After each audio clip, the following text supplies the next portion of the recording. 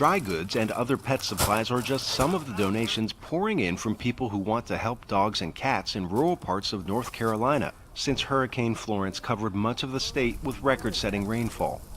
Volunteers say each one of these stacks of dry food weighs more than 450 kilograms.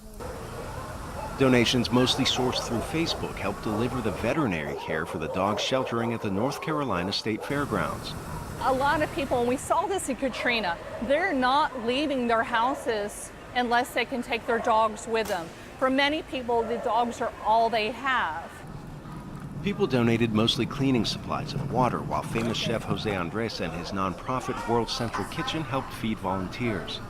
Everybody's just rolling up their sleeves. It's teamwork. You know, I've got people that have probably never cleaned a cage before. I've got people who have never walked a dog before, but it's just who needs to do what and where the need is. Volunteers say much of these goods are going to some of the most rural parts of the state, where people may not have electricity or clean water. Area residents went shopping just to donate it all.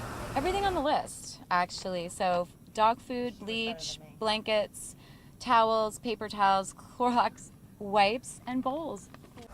The more than 100 animals at this makeshift shelter will be matched with foster care homes if they're not claimed by owners in the next 2 weeks.